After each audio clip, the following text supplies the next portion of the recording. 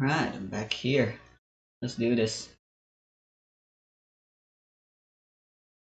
There is a very unique problem gacha games run into that you don't really see any other genre face, and that is the issue of hierarchy. The existence of buying characters presents an entirely new dynamic that affects the psychology of how players value them. The gacha central design structure is also founded on this notion, resulting in a rarity system that we know all too well. Genshin Impact's units are categorized into two rarities, 4-star and 5-star. Alright, we're getting into a new place now. This just mirrors the game a little laggy. Rosters, and are also impossible to obtain through means other than pulling on their event banners, which I'll go do some beating up We've stuff never had a first. 5-star character obtainable for free since the game's release. 4 On stars, on the sticks, other hand, have been obtainable for free, and quite often too.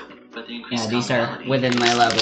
supposed lower capabilities. At the start of Genshin, however, the expectation that 5 stars were objectively better than 4 stars was inconsistent. Shincho, Banish, Shangling, Sucrose, and Fischl have maintained their standing long after version 1, despite Kutsin, Diluc, GT, Jin, and to some extent Mona falling off in relevance. I'm sure this was not intended by miHoYo, as all 4 stars that came out since then were drastically toned down in power and/or versatility, especially following version 2 and even more in version 3. Despite receiving a comparable amount of attention, development, and building, 4 stars are notoriously underwhelming from a gameplay standpoint. So today, let's find out what the problem with 4-star characters is in Genshin Impact.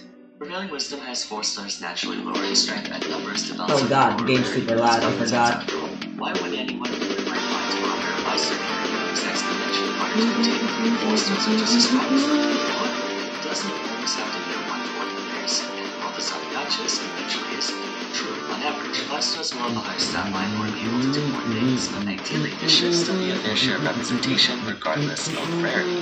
Depending on the game, some gachas take star rarity to strength very literally, as in there should be no practical reason to use any 4 stars if you have 5 stars who fit similar purposes. An example of this is Final Fantasy. Infused damage is the same as doing a manual elemental attack, by the way. 99.99% of all units So you cap out as 7 stars the opponent is already weak to the element you have your weapon infused with, even if they have abilities, you don't have to bother actually manually using the magic. A lot of magic. 7 stars are given upgrades into Neo Vision, so you don't have to chase after only base enemy units, and can retrofit some of your old ones through a process called limit breaking. Limit breaking is seen very often in gacha games as a way for characters with a lower rarity to still compete with higher rarity ones, assuming the player is willing to invest the time and resources to make up that difference.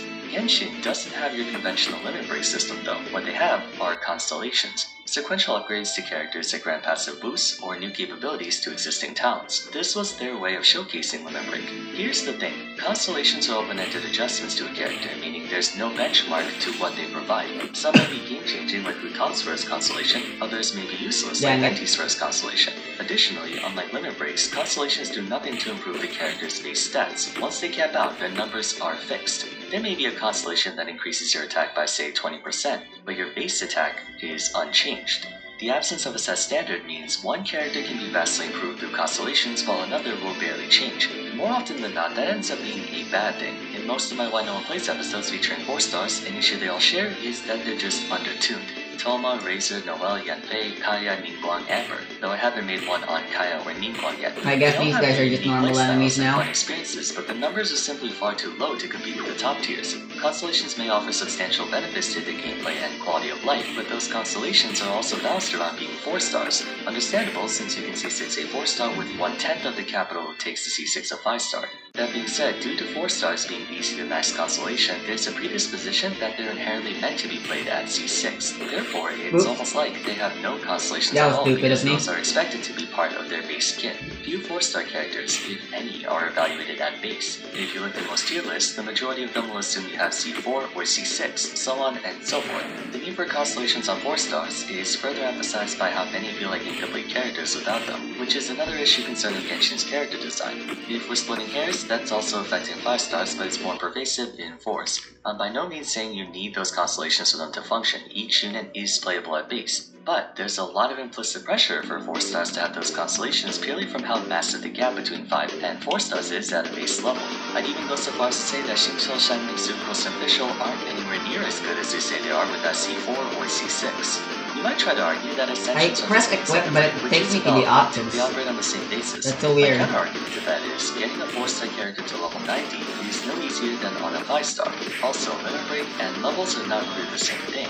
Overall, one of the big problems that 4-star units deal with is that they're directly competing with 5-stars in a gacha that exclusively ties effective power to rarity. 4-star characters are easier to get, therefore all up.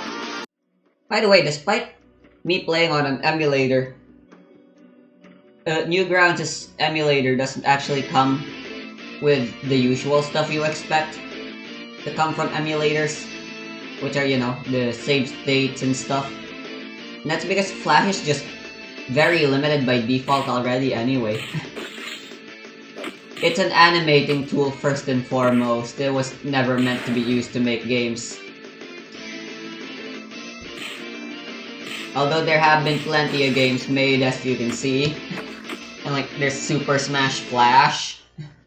That game's pretty popular and well made. Oh hey, I actually got...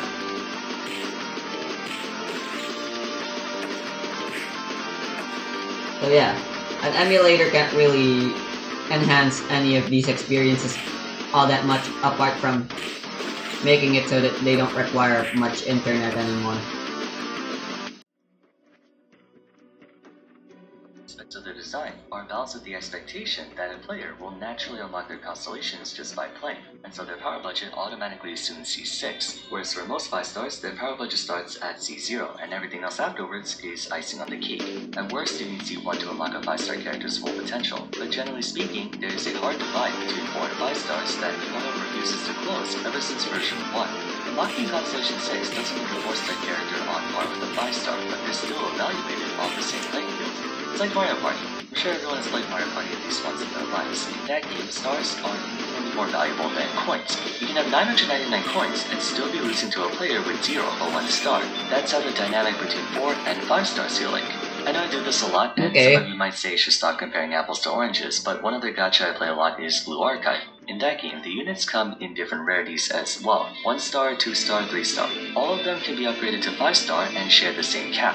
At times, it doesn't feel like there's any difference between a 1 or 2-star and a 3-star other than how rare they are. That's how I feel like rarity should be in gacha games. Just that, rarity. In exchange for being easier to obtain, 4-star characters should begin weaker than 5-stars, but through enough work and investment they can make it to at least the same weight class as them. In fairness, 5-stars are supposed to be conceptually better than 4-stars, but that should only be through application, not numbers. 4-stars in Genshin are hamstrung by both worse numbers and less applications. They not only do less stuff than 5-stars, but the few things they can do are usually worse than if there was a 5-star equivalent. My stressing of the idea that 4-stars are unfairly expected to compete with 5-stars despite not having the same privileges is based on how Genshin's combat is structured. While the bulk of your experience consists of forming a party composition of 4 characters, only one of them is allowed on field at a time, in contrast to other games where all party members are on the field simultaneously. This influences a lot of factors. Chief among them is who is allowed to be the frontrunner of your team.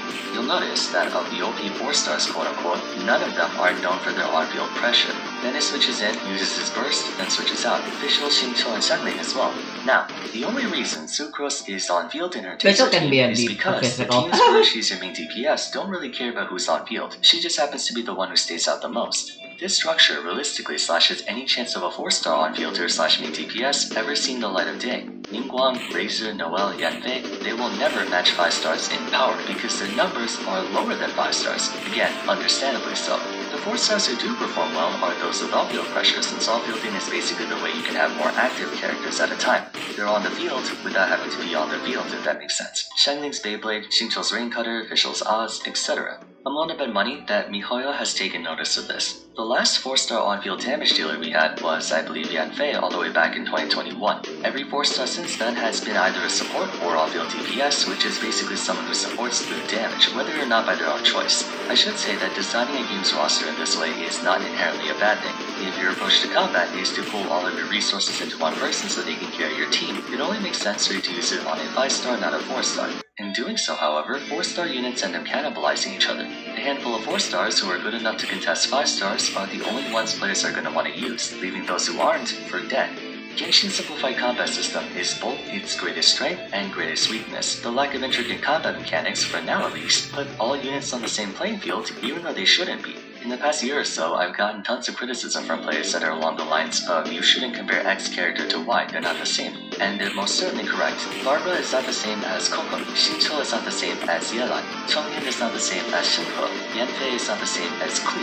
If we're talking about them on paper, in practice, the game forces them to be evaluated as if they are the same for the sheer fact that Genshin's combat is simplified, too simplified. Every single battle in this game is a beatdown rush. Attack, attack, attack. There's hardly any semblance of strategy, rotations, coordination, what have you. Everything is a DPS check, even against bosses who have vulnerability periods or different phases. In the overworld, 99.99% of all enemies you encounter are nameless mooks who get two-shotted. Bosses may come with their own phases or attacks, but in the few situations that are vulnerable or require you to do something other than attack, they're mostly just tedious stalling tactics, and are usually universally addressable and not demanding of a specific type of character. The Golden Wolf Lord is a good case of this. After taking some damage, he generates a massive shield and is more or less invincible during this time. To make him vulnerable again, you have to inflict geo damage on the 3 Red Town spells he throws around the arena. During this time, he gets to free fire on you, but his attacks are not threatening in the slightest. The hypostasis cubes are another example. They're only vulnerable when their core is exposed on the ground, and all of them have this survival check that you have to do something about lest they regain some HP.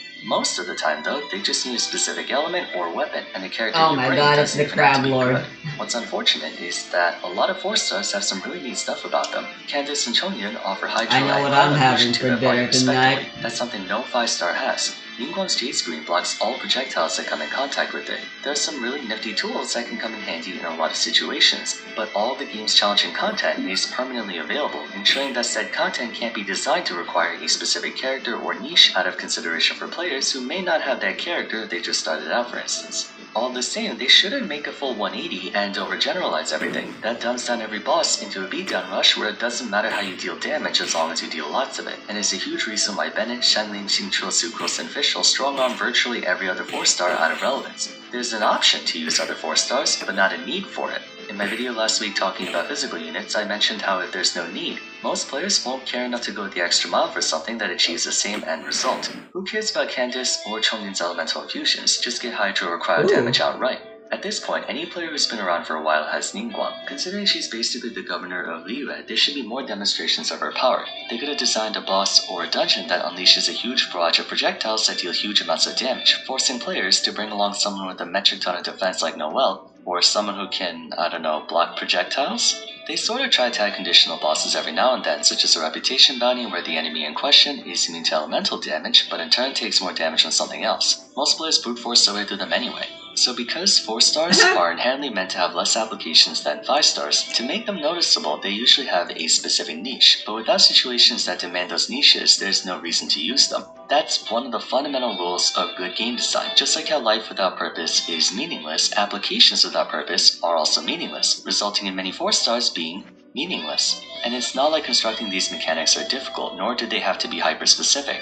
Say if we tried to find a way to make Candace more usable. Her main shtick is that she imbues her team with Hydro. In most cases, Hydro infusion is irrelevant since in any situation where Hydro is needed, you can just use regular Hydro damage like Xingqiu. As an answer to that, there can be a boss that can only be damaged by Hydro basic attacks, not abilities. Not only does this instantly scream Candace, but you can dust off your Barbara as well. There is Yelan, Ayato, Child, and Mona, but those are 5-stars that are far less likely for many players to have. Everyone has Barbara. Actually, speaking of Barbara, they brought her back into a somewhat relevant status to Nilo, since the Bountiful Chorus can run the risk of exploding your team, so you do need a Hydro healer. On that note, I'm not saying MiHoYo isn't trying to make their niche units, particularly 4-stars, more usable, but they're not doing enough of it, causing many highly beloved units to fall to the wayside as they don't have the right scenarios for their quirky tools to shine.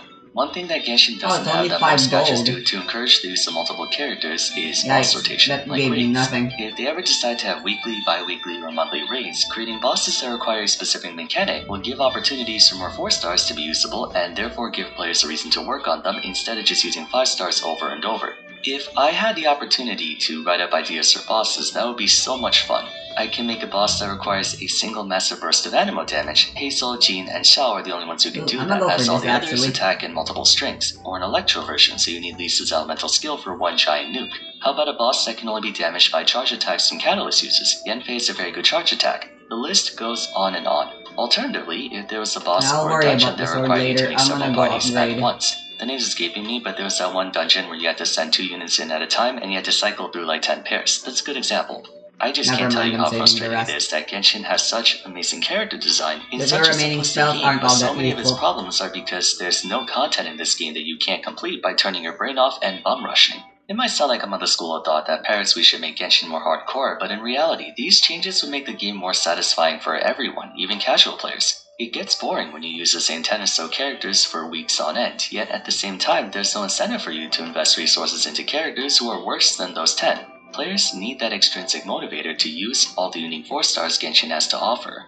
Okay, that's gonna be it for today. Let me know your thoughts on this topic in the comments down below if you agree or disagree with my points. But if you enjoyed the video, please be sure to like and subscribe, really helps me out. Also follow me on Twitter at @BarsVerum, join my Discord server, and while you're here, check out my video on exclusive supports if you haven't yet. But till next time, thanks so much for Being watching, and able I to look play forward on to full seeing you screen is again also a soon. little nice, Take I care. guess. Something nice about Flash's graphics system is that it uses vectors rather than pixels, which means no matter what system you have, how shitty your graphics card are, or how much graphics get better over time and how much bigger screens get, Flash games will always look really nice because it's vector based. I won't get into the nitty gritty details of what vectors and pixels are. Just know that thanks to them being vector based, even Marisa Stole the Precious Thing and the fucking Cherno Baka Baka song are still freaking great. And they still look beautiful. Despite being made in the early 2000s. When like 640 by 480 was nearly the entire screen size. In terms of resolution.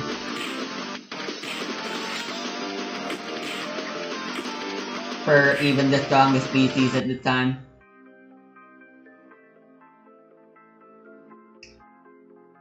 Ooh.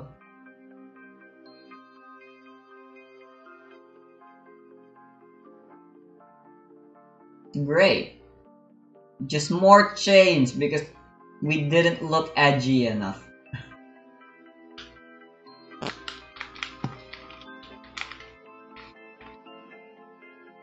Having chains wrapped around your chest, especially considering we're a girl, doesn't seem very comfortable.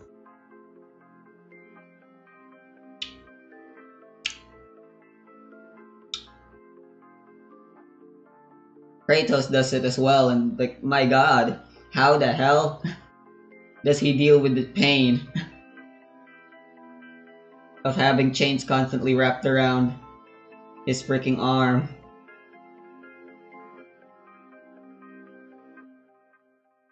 I'm out of videos to watch.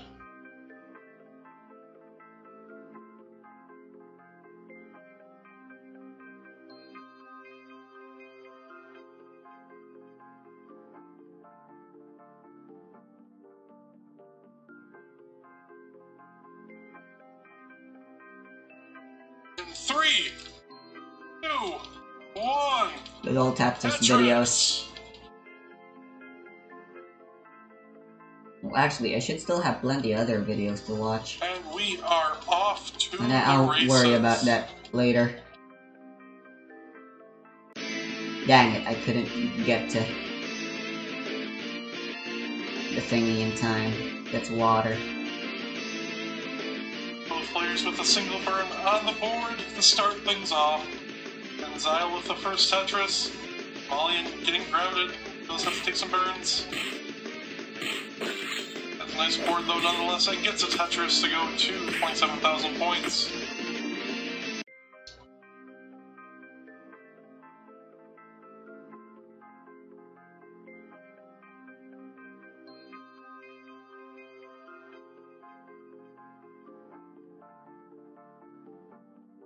More potions are useless. So 52,000 to 52,000. Different line count, but same exact score.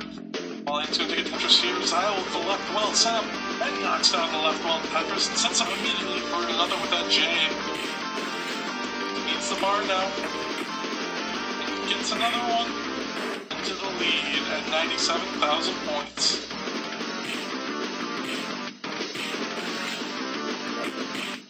I don't think that's how you use an AK-47, The mister. bar does have to do an extra row or two of burning, but everything will be okay here for Zyle. The Somalian is I able believe to you're take the lead supposed to back hold the trigger. to the 124,000 points, so just under a And make Tetris sure the lead. gun never falls Simon off Tetris, 147 from all to the constant 126. recoil. Both these players fighting to By preserve using their perfect the butt. record. Somalian 7-0 Stop holding it that and way, what the hell? Zyle in his first month is 3-0, going through some very tough competition to get to these finals. Margin in which you win doesn't matter the most. It really matters Our goggles packing heat. Somalian has done 7 times. If he wins this, this will be his second hopefuls. An unfortunate qualifier last month. He's played very well, but on top of that, Face shield. we have about a 2 Tetris lead, give or take, for Somalian at the moment. Oh, great. 240 to 205. It's the exact same as the filter mask. I'll keep the filter mask since that's a little less Stuck with a little bit of burning to do. Takes the L for obscuring. the burn instead. Well, with a little bit of a hang there of that L. Should be okay, just let the do some kind of rooftop burn. And Tetris for Somalian. Almost up for the rooftop burn. Not getting the pieces though. It's one of them gets in the Z. Yeah, this is a little bit difficult. Somalian handles it very well. Oh, just that D. A little bit unfortunate. This is gonna allow for Zyle to Let me switch to ice. It's another Tetris to take the lead. Somalian with a dirty Tetris.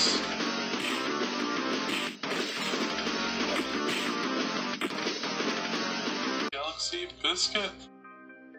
Oh, man. Somalian down stacking this beautifully. Needs a couple more pieces and it'll be A-okay. Opens up column 2. Zyle did take a little bit Since of a electric lead here, seems to be sitting pretty at 88 prevalent lines here. and 349,000 points. Somalian 339 and 91 lines. Not going dirty. Okay. Not gonna risk it this high up. I guess this far into the game. Ah, we made it. As there's only 30 lines left before the level 19 transition for these two players. Hello. The L placement, interesting for Zyle. Creating an overhang, and Tetris for Zyle. On the 421,000 points through 103 lines, Somalian just needs a couple more pieces. And has opened up the right side. Yeah, just I needs the can bar, tell. capitalize, and There's scores people here the that have Tetris. AK-47, but they're holding it wrong. 376,000 points. And Zyle scores his own there to go 443. Apparently you were in a previous game, I don't even know you. Keeping the deficit exactly where it is through 113 lines.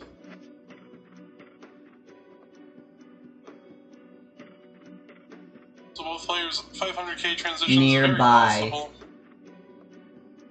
Well, he does have to play a little bit, kind of on the perfect side here. Now, probably will not get that. But Zyle also might not get it. Well, we'll get it, just not cleanly. Okay, Zyle is okay, clean, and does not step for the Tetris, but with this S placement, we'll step for the Tetris, get the Tetris, goes to 520,000 points. Somalian will just be shy of the 500k transition, fortunately. At 495 into level 19.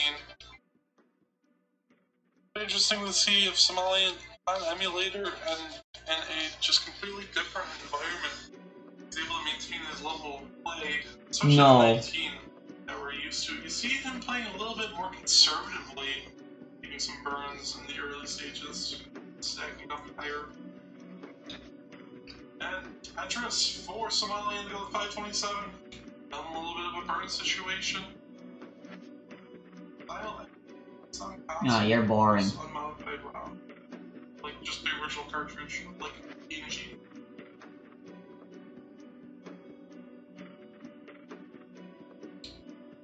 Please be careful. Somebody just gets that bar over. I was bored. This is falling apart for you. Ah, I knew it. Neck defender. Nothing get the J over.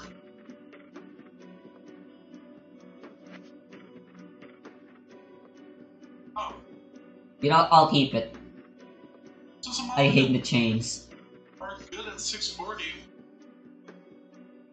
3, 2, 1. Tetris. That's the second game in a row. Both players start with an L, or not an L. Same piece. Yeah, about down. Oh. I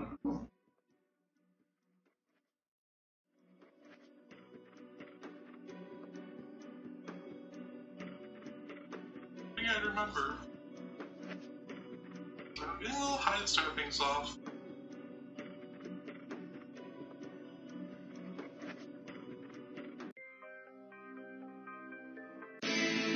Oh wow, immediately.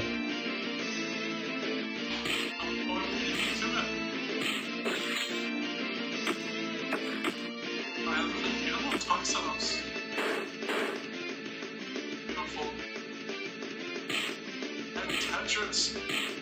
Tetris is versatile. It's only 4 lanes ahead, so this is a slight lead by about a Tetris here. For Somalian, but I'll hit a little bit of a slow start. Got out a bit beautifully. But how do I... 97,000 for Somalian, make it 120 for 27 lines. 100,000. Where do I go? 700 for Zyle.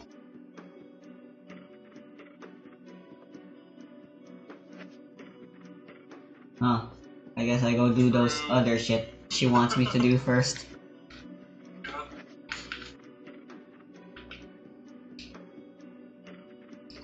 Somalian getting high. Okay though. Would like a square, but gets 2 L's instead, and that's going to solve that dependency. Beautiful! Beautiful use of that T at top. Underneath that, and Tetris for Somalian. 69 with 148. Oh, but I need the J for Somalian. So be careful, might want to stack on Fun. top. What kind of use it as a pseudo 5 and below? Delayed 5. I think that be careful. Going for the right side now, gets the yellow. This is barely a spear at this point. Somalian just needs It's to barely even a weapon. What the hell is this?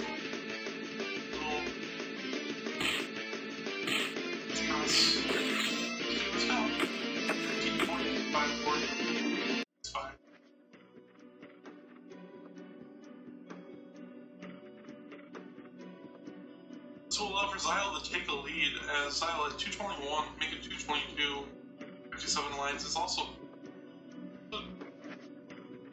Yeah, I guess. That's what it is. What? Yeah. Yeah. I don't know, I've just never seen it really like that before. Well, I have, just... I can't confuse it with any elements. Somalian's clean and barely down. Less than a Tetris separating him. Zyle. It's a very nice dig for Somalian.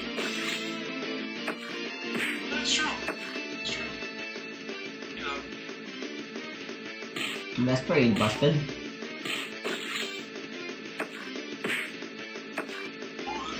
Adjusting that health. Somalian was committed. Putting that in 1-2. So now the bar's coming, let's put bar in 1 instead, so shifted it over. And with a very nice lift, now very clean stacks for both players, knocking down Tetrises. Guess that's everything here. 327,000 points. Overthinking for the sub.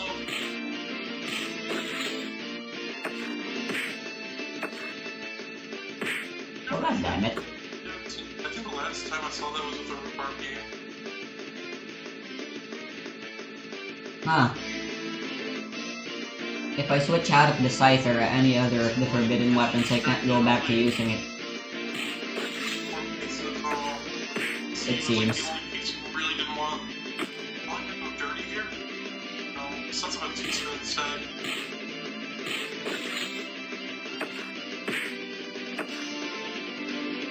Thank you for the bits, Cobra.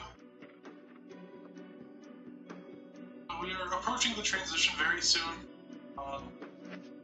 Only in 111 lines, so it'll be let me go. Another 15 lines.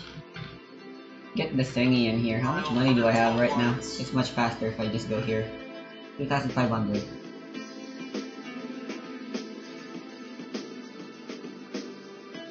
Oh, that square just didn't have any places to go because I held forward. And let's have 14 lines left for the transition. We'll have to do a lot of burning.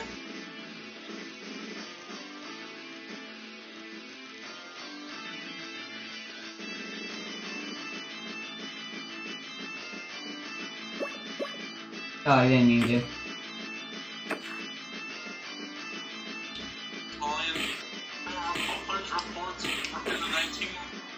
Though, is the slightly thinner board as Zylo has that bar dependency in the middle of the stack. No bar's coming. This gets away from the right side. Okay? It opens up the middle. Will not be able to score Tetris, so it's gonna have to burn a low, but overshifts to J. It's okay, so it's still manageable height for Zylo. Just needs to be careful.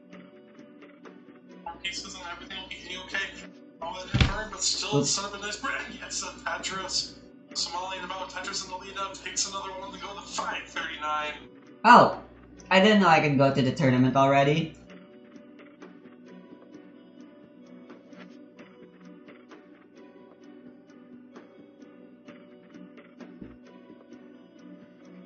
Somalian had to get that square over.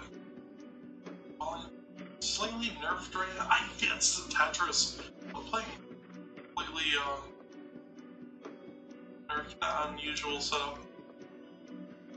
Which makes this a little bit more interesting of a matchup, I think. Paper, you would expect. Oh no, it's gonna be a Brazil at 513. Somalian held out, but wasn't going to survive much longer at 606. But had just enough of a lead where it doesn't matter, and Somalian is up 2-0 here.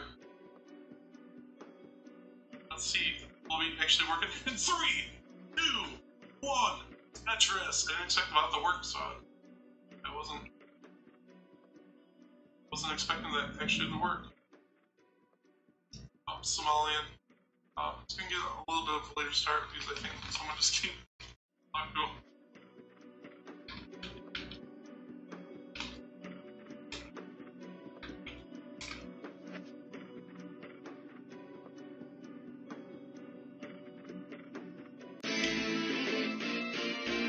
Wow, they're pretty strong already, huh?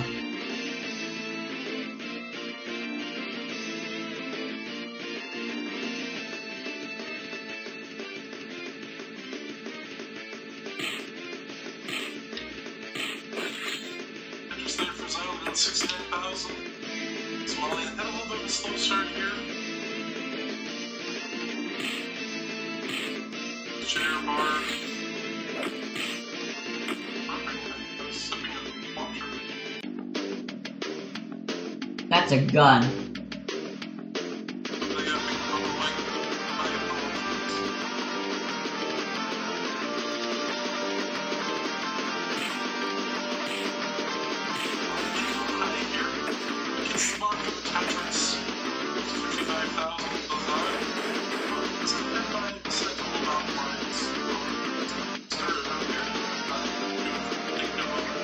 I'll stick to the sword.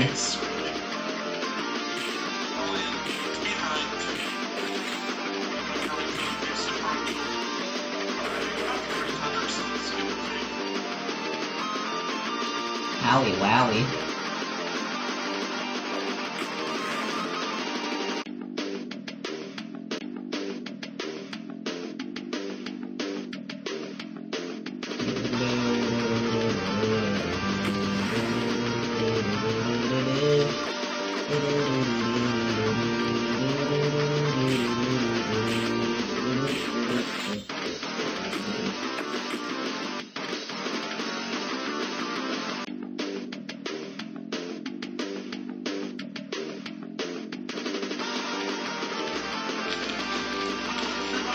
6.7 lines here, 4.7 lines both ways. For Somalia, the 255 Zile. Well, it's early lead. Actually, phenomenal starting game for Zile. It's the Tetris here, 304,361 lions. And 600k transition plays for Zile. First half. Jeez. First half of the pre-transition.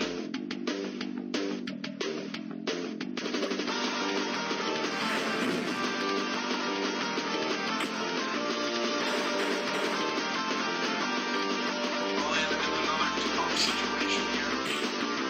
From these out, it's on an E90 base load. Off base. It's on E2. In transition. Only 100? Look at the town at the start of 19 and just take that back. That place is hardly worth it. With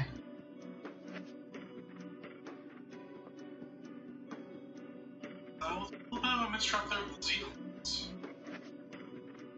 Eventually, we'll burn this out, it's just... Take some more. Let's go clear this place out.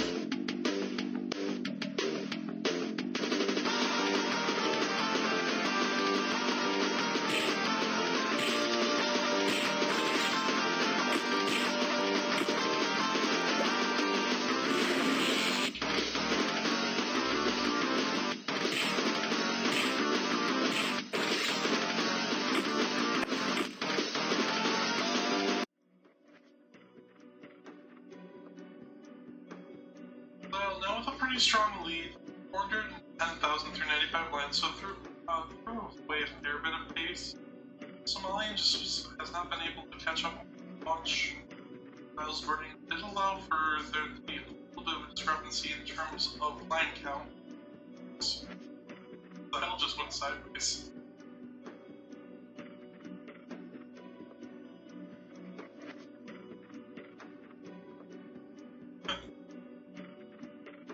Oh well. So Somalian is, not as far behind. 6 lines difference here. Still, it's a pretty sizable lead here for Zile.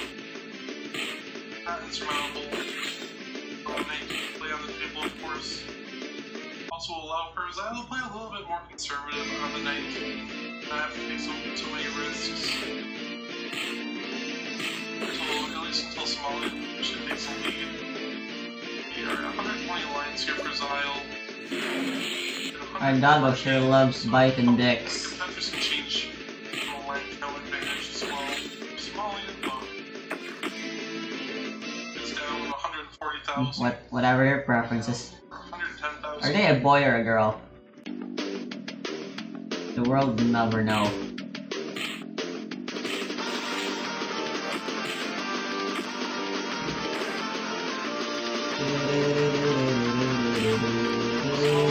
Transition to the next Tetris. Now transition to 130 lines. 136,000. And you think it's something over the lips out? It's the bar over. My god. That just resolved the first mile. Let's be careful. Open it. No, let's still fail. Keeping the Z over. That's gonna be a 582. So let's chase after Spawn. Let's get the 583. No worries. Oh. I thought I lost count. I forgot I already fought once. This will be fast, let's see. What are the Abyss even doing here? This place is worthless. 583 and Smine will be your 2-time hopeful circuit champion.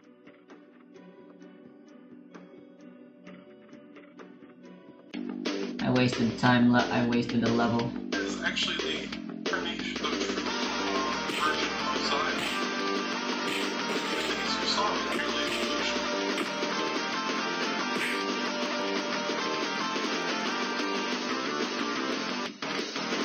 Slayer just needs one more, or just buy this out. All the doubles will do it. 2 doubles. Let's take the singles.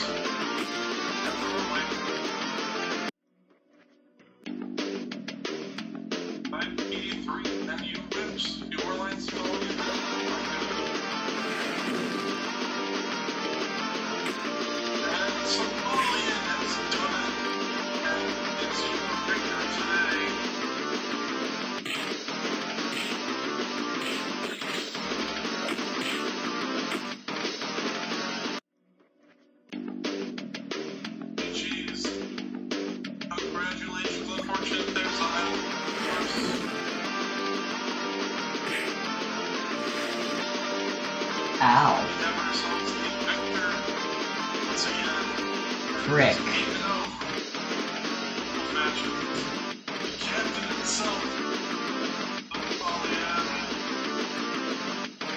the captain,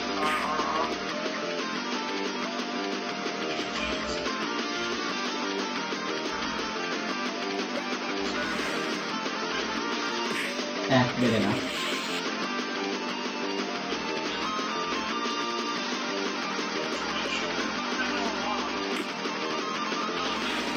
Oh, shirt. Oh my goodness. Hey everybody, this is your old pal, Ray Muller, host of Classic Efforts Monthly, and I'm asking you to do me a favor. Ah, that was way quicker than I expected.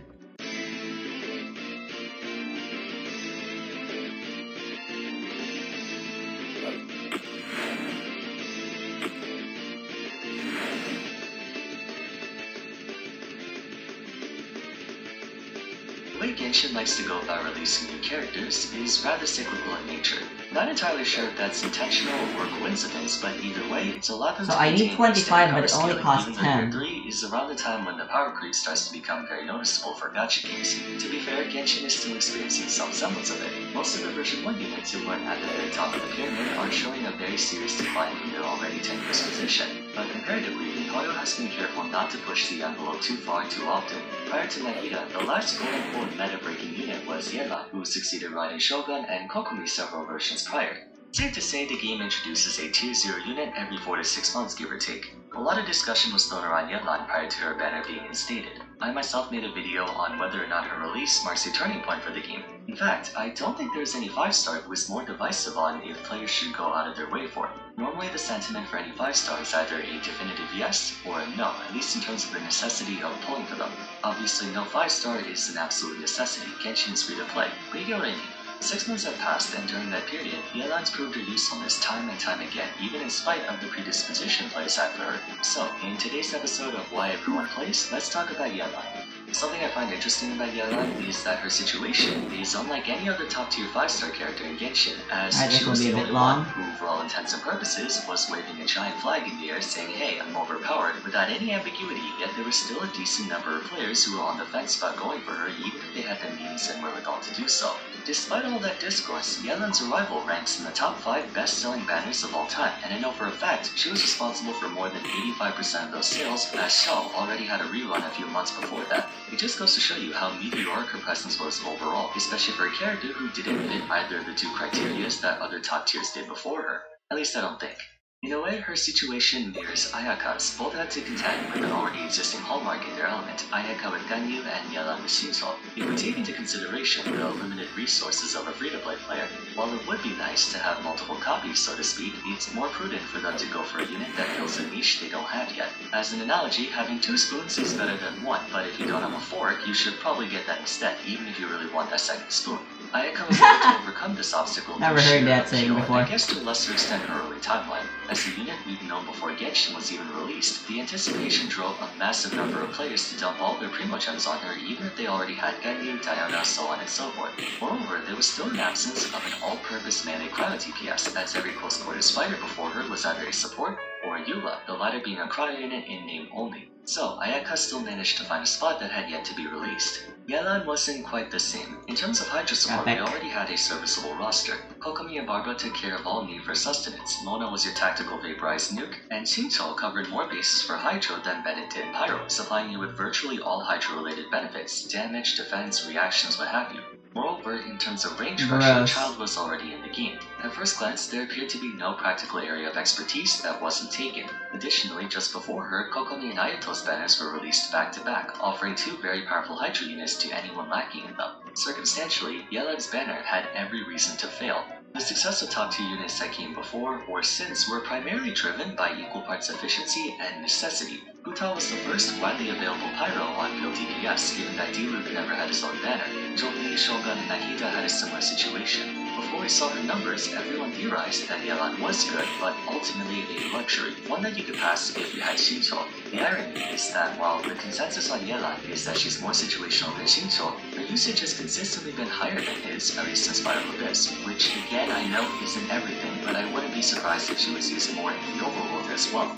Then again, perhaps Yelan was able to find a niche of her own, just like Ayaka. Ganyu and Shincho are incredibly valuable units by virtue of their general coverage. They offer a lot of everything, but it also means they may not truly excel in one aspect or another since their power budget is split across multiple things. What would happen if someone had a comparable power budget and invested all of it into one area? That's what Yelan was able to accomplish. On top Here it of, comes. Yep. being Oh, extremely okay. marketable, she gets a lot of fan art. If I could describe why everyone plays Yelan in one sentence, it would go something like this. She takes all of the beneficial properties of Hydro and weaponizes them in a way that tailors to what the average player wants to achieve. What are the beneficial properties of Hydro exactly? To start, the element is associated with HP for scaling more than any other. While it isn't an offensive stat like Elemental Mastery or Energy Recharge, more health implies a more forgiving margin for error. It's one of the reasons her talent is so good. She's super tanky and deals a lot of damage. Curious about Yelan is that her talents only scale off of health, no base attack scaling to speak of, so she's not actually a high-risk scaler, she only scales off of one attribute. And health is very easy to come by in artifacts, as I'm sure you all know. This also means she doesn't require any sorts of healing due to being naturally tanky. Second, Hydro is arguably the most fluid element in regards to driving, being the complement to some of the game's most popular reactions: Electrocharge, Freeze, Bloom, and Vaporize. She may not be as efficient as some other Hydro units in this field, but she does enough to fulfill all your needs without making you sacrifice DPS or field time to do so. In fact, she can do a crap ton of damage with Vaporize through a lingering lifeline, which I'll get into later. Third, Hydro is a very hands-off element, with its units not demanding too much field time, therefore making them extremely efficient. Yelan is also a very low-maintenance character, and what little field time she does need is put to good use because of her rather strong burst damage. By burst, I mean like front-loaded damage, not her elemental burst, although we will talk about that. So since Yelan is a 5-star, that also gives her a bigger power budget than her 4-star counterpart. I would say Shinto is still the best unit in the game overall for how accessible, comfortable, and versatile he is, but if we go by sheer offensive capability, his 4-star position definitely works against him. Death Clarion Dice is a near carbon copy of Rain Cutter. Both instantiate a singularity that accompanies the active character, echoing their normal attacks of the flurry of Hydro damage. While Rain Cutter's damage is very impressive, dealing an average of about 3 to 400% per wave, it's still based on his attack, which you won't have too much of unless you specifically opt for an attack-focused build. For the average person, Shinto's 4-star base stats and most comfortable weapon being Sacrificial Sword, his attack power won't be that great, and so his DPS isn't as good as it could be since you're focusing on energy recharge and the like. Make no mistake though, he's still broken as hell. Yelan, on the other hand, scales off of HP, a metric that's a lot easier to work with. For those who got her weapon as well as her, Aqua Simulacra offers a staggering 88.2% bonus crit damage and increases her max HP by 16% and total damage by 20% Where is he again? The attack won't be factored into the equation, but these offensive stats provide more DPS than a Sacrificial Sword would for Shinto. Speaking of offense, unlike other characters who only have a small portion of their health converted to damage, Yelan's conversion is quite impressive. A single burst of Lingering Lifeline does 40.7% of her max health at rank 10, and each wave of her burst will do just over 24% or 38% with Constellation 2. Now the downside to her talents not scaling off of any attack whatsoever is that there are more buffs to attack than there are to HP. For example, her damage won't increase from Bennett. At the same time, she doesn't need it. This is the first instance where it makes perfect sense for MiHoYo to restrict the character's capabilities, because if she could take advantage of attack boosts, she would be disgustingly overpowered. However, a positive consequence of Yelan's exclusive HP scaling is that 4-star weapons are just as effective on her as 5-stars. Better yet, 3-star weapons can be just as good on her because the only thing that matters is the substat and weapon passive. But assuming you're using her signature weapon, the extreme crit damage pairs very nicely with her crit rate ascension stat, making her very strong right out the gate. Doesn't take a lot of investment from your artifacts to make her good.